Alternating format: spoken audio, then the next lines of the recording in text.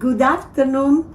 We are here in the home of the mayor of Sofia, Bahij Mansour, is a Druze, and I would like to say some few words about me. I am a president of Christian for Israel, Italy. I am also the founder of Christian for Israel, Italy, and they were here as Italian to know something special today from Bahij Mansour. Thank you so much that you accepted this interview with us, and I would like to know something special today before that you can introduce yourself. I would like to know something. Today is a very sad anniversary. Can you, after that you introduce yourself, share to us which anniversary were today? Okay. Before I'm going to introduce myself, today it's a day to memory the tragedy for 12 children who killed by Hezbollah when they hit them by missiles, by rockets that hit the Majd al-Shams and killed 12 children and also 35 children that they injured. And today also we have another tragedy. One of the Druze officer, Captain Amir Saad, who died or killed in Gaza. Also there is another soldiers from Tebaon, very close to Sofia, also died, and there is another soldier from Sofia injured in this tragedy, this event in Gaza. And on behalf of myself, on behalf of my community, my family, my friends, I would like to give my condolence for the family in Yanuh and also to the family in Majd al-Shams. It's a very sad situation that happened today and the last year. And I would like to know your role, what we are doing, who are you exactly, because the people in Italy, they must to know. I am in the beginning, my first career was in the army. I served in different areas, especially in the Shomron region, in Jericho, and very close to the border with Egypt. I was the coordinator for the negotiation with the Palestinians and the liaison officer with the Egyptian army and commander of Jericho. That's my career in the army. The second career, I was a diplomat. I became ambassador in Africa for 2 countries and other 6 countries in the center of South America, especially in Santo Domingo, Dominican Republic, Jamaica, Haiti, Antigua Barbuda, Grenada, and Jamaica. I was responsible for 8 countries as ambassador of the State of Israel, but also I was member of the Israeli mission to the United Nations. That's in the beginning of the 90s. And I was the political advisor in the Israeli embassy in Jordan. One of the important issues that I made it when I was as a diplomat, I gave my experience and I changed the resolution equating the Zionism as a racism. And we canceled this resolution, but we made a lot of things. The third career that I made it as a mayor of Sofia. I finished my job as the mayor of Sofia. I served my community for 5.5 years, and today I am working with the Ministry of Foreign Affairs for a delegation that coming. I am traveling for overseas, and also I'm working with the University of Haifa and also with the head of the religious leaders of the State of Israel. I was member of the government members that created the Council of Head of Religious in Israel. That was in 2007. Thank you so much. And I am here in Sofia, my city, we're talking about almost 15 or 13 or 14,000 citizens who live in the state of Isfahan city. But this city, it's very model for a good relationship between Druze, Christians, Muslim, and Jews. The majority is the Druze, and we create a harmony, a coexisting between all the communities. I made it when I was the mayor of Isfahan, and Isfahan continue to be a good example how the minority and the majority can live together in the same place. Thank you so much. You are such an important person and such important career. Thank you very much. Thank you so much for us to be with us. I would like to know for our people in Italy, how is the situation, historical situation of Jews and Israel? The relationship between the Druze and the Jewish started in the beginning of the 30s, in the last century. We're talking about almost 90 years ago, when the Druze decided to join the Jewish organization to protect the settlement, to give protection for the new immigrants that came from Europe, and we support them.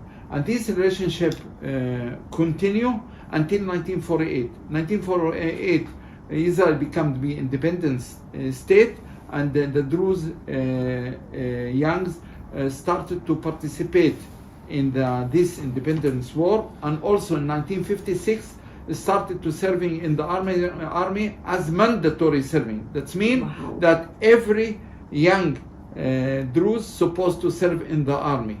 Hundreds of our young soldiers sacrificed their life to protect the country, and we are proud to be part of this country. We accomplished a lot. We built a lot, and we protect a lot, and we are part of this country, and we hope this country will continue to be very strong, because this country is the guarantee for the minorities in the Middle East. I'm talking about a long time ago, especially in Lebanon and Syria and other places. Israel gave a lot of support for the minorities, the Kurds, the Christian, and the others, the Druze, because the majority, the Muslim fanatics, they discriminated and persecuted the Druze community, and Israel, they stand very strongly, and they told all the Arab world, all the Muslim world, that we supposed to guarantee all the minorities in the Middle East. And today we have a huge tragedy. You heard what happened in Syria. Actually, we have a new president. In the past, everybody knows exactly who is this person. Exactly. In 2018, was a jihadist. He came from Hayat Tahrir al-Sham. He came from ISIS, and this guy actually made a lot of mistakes and also killed a lot of people. And suddenly he changed his attitude and he became tolerant. You can't change yourself in one day, and one day you become you was jihadist, and today you are wearing a new suit with a lot of tie, and you become to be tolerant. There is no way. You have to change, and I think the United States made a lot of mistakes, especially when they left the sanction against this regime, because this regime continue to be very extremist. And what happened with the Druze community? Actually, there is a Bedouin around the Druze community in the south of Syria.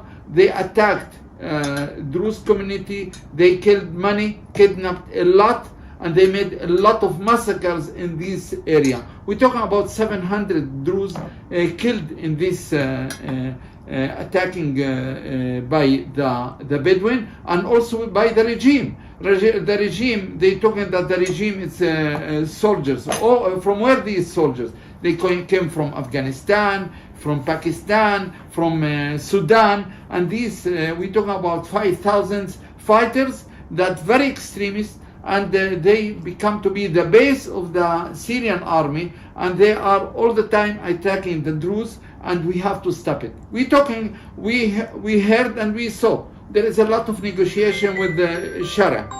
We have a lot of negotiation with Sharia, and 2 days ago in Paris was a meeting. But this meeting, there is no good result because the Ahmad Sharia, the president, and Shibani, the Ministry of Foreign Affairs, actually they are talking that they're supposed to control the area of Druze. Okay, the Druze would like to be safe, but these fanatic group, they can't be responsible for the Druze community. The regime supposed to be strong, to provide the humanitarian aid that's supposed to give the civilian Syrian, and after that to start to think about the security. For the Israel will not allow any troops or any fanatics or any militants to come from Sweda, from the area of the Druze community to the south, very close to the border of Israel. We will not accept again October the 7th. October the 7th, what was in Gaza, they can do it the same thing here in Syria. That's the reason the Druze community, by the state of Israel, we are demanding that will not be any army, will not be any troops in the area in south Syria, and also we have to guarantee the safety for the Druze community in Sweden and other places, and also all the people that they kidnap, children, women that they kidnapped by the Bedouin, they're supposed to release them back. And they raped a lot of women, and I hope that they will return back this community back. And I hope that Israel will continue to support the Druze community, and we're asking the Jordanian government to give channel, to give them the chance for line for humanitarian aid, because we need the Jordanian to help us. Meanwhile, the Jordanians, they are not accept our demanding, but Israel suppose, and also the Druze community in Israel, we are mobilizing a lot of money and also medicals and also humanitarian aid to bring them to the area of the Druze community. We're talking about 700,000 who live in Syria, 700,000. In total, the minorities in Syria, we're talking about 9 million. The total population of Syria is 21 million. And the minorities we talk about, the Christian, Druze, Alawite, and Kurdish, we're talking about 9 million. There is no possibility that this regime will ignore these so much minorities, yes, and to establish a new country, that the base of this country to persecute and discriminating the minorities in Syria. Just an information, and the international law, somebody spoke about. Look, the international law, it's not exist in Syria because this is a new regime. All the Western countries, they trying to hide the new regime and trying to give them a legal system, but it's not the way. These groups is fanatics. This group very extremist. They're supposed to change their attitude, to change their mentality. You can't change in one day and to give them the chance to control this country and to be responsible for this group. What happened 2 months ago? 1,800 Alawite killed by the regime. They killed them. They came and they killed them. They're asking to give them the weapons. They give them the weapons that they can protect themselves. And the same things are happening with the Druze. They're asking to give them the weapons, but the Druze are refusing to give them the weapons because the weapons will give them the guarantee to continue to live in this area. And don't forget, the Druze will not leave their area. They will not leave their homes. They will not leave their land. And the Druze will struggle and will fight to continue to live in the same area. And if the Syrian regime reject that, we will continue to support them from Israel, and also the Druze in every place that we can do. And also I hope the Druze in Lebanon will come to help the Druze in Syria. Unfortunately, Walid Jumblat, he's not doing his job. He's trying to be as a moderate person, but it's not the time. It's not the time. Your people in danger. And when your people in danger, the Druze community came from Israel and they helped you in 1982. Why you are trying to not to do so and to help your Druze community. You came to Ahmed al-Shara, the new president, and you're trying to make a peace agreement, but with these people you can't make a peace agreement because Ahmed al-Shara, he is not controlling Syria. He don't has the ability to control this area, because these fanatic group, these militants, they are not agree to accept his idea. Will take time. And the American, they supposed to do their job. And one word, there is the ambassador of United States in Ankara, Tom Barak. Actually, he is the person that's speaking in behalf of the United States in the negotiation with Ahmed al-Shara, with the new government and with Israel, and trying to moderate everything. This person, as ambassador of United States in Ankara, he trying to promote the policy of Erdogan, the president of Turkey, and we are not accepted this initiative, and we are asking the United States that this person not to be part of the negotiation, because his attitude is very bad, and he is not doing his job in Lebanon. He is a Christian. He came from Zahli, and his attitude is very bad against the Druze community in Syria. So the only nation that is helping the Druze in the Middle East is Israel. Of course, the state of Israel, as I said, it's the guarantee for the minorities, for the Druze, for the Christian, for the Alawite, and for the Kurdish. And they made it a lot in the beginning of the 70s and before that. And we are, for example, here in Israel, the Druze community and the Jewish community, both of them, it's minorities. The Jewish came from Europe as a minority, and the Druze here existing as a minority. And we have a good relationship, and this good relationship can be example how we can promote this relationship with other minorities, and Israel doing so in these matters to guarantee the life of the minorities in the Middle East. What do you wish for the future times? What do you desire? What do you think can happen in the future time to the Jewish people? It is not clear today, because we have a lot of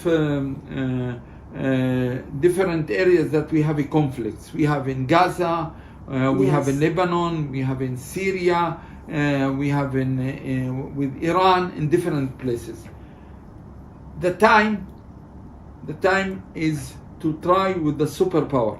I'm talking with the United States, maybe with the other superpowers, maybe Russia, to try to give the guarantee for the democratic government in every place, and to push for election for these countries. Maybe that will be changed. But today, I'm not so optimistic. I'm very pessimistic, because there is a lot of anti-democratic system in any country. And I hope in the future that situation is not clear.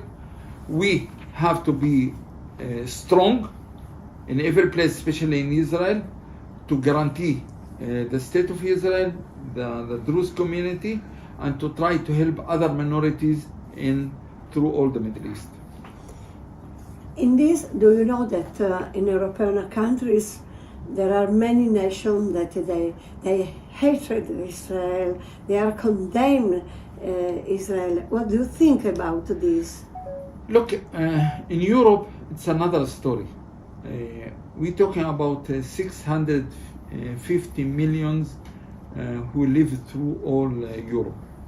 The Muslims, we're talking about 30,000. The new immigrants that came from Europe, they are changing, they're trying to change the policy of every government. Yes. That's the issue, because we have election.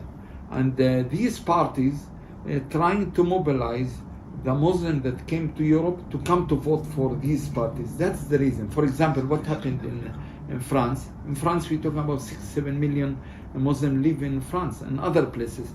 But today we have new government that coming from the right side of the politics, they understanding the dangers for these groups. I hope that will understand that they supposed to control the fanatic groups, the fanatic members that came from different countries from the Middle East, because that will be dangerous for the future. Thank you, thank you. The last question that I would like, what do you wish to Italia? Italian people is looking you. I was when I was in the Ministry of Foreign Affairs, I was responsible for the negotiation for the economic agreement with the Vatican. I visited so much Italy. I was responsible for the visit the Pope Benedictus XVI and Jonathan II, and also I met with the late Pope Francisco. I have actually good wish for the Italian people, because the Italian people, it's very warm community. They know how to host guests and visitors, and I hope that they will continue with the same style, and will deepen the relationship between Israel and Italy in the future. Thank you so much. Today, with this special ambassador, we received a very important lesson to know better the Middle East and to understand what Israel is doing, is protecting the population. The minorities. The minority and the religion, everything. Yes. Thank you very much. Can you give a greeting in your language?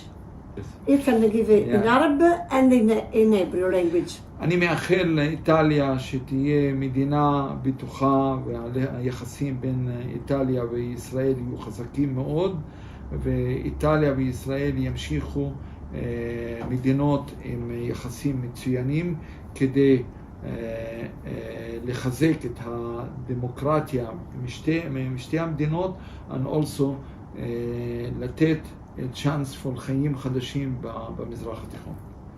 بعربيت في العربي أنا بتمنى إنه إيطاليا تستمر في طريقها، طريق السلام وعلاقاتها المميزة مع إسرائيل في جميع المجالات، وتحافظ على هذه العلاقات من أجل الحفاظ على الأقليات في الشرق الأوسط، وخصوصا الأديان المختلفة والأقلية المسيحية في الشرق الأوسط.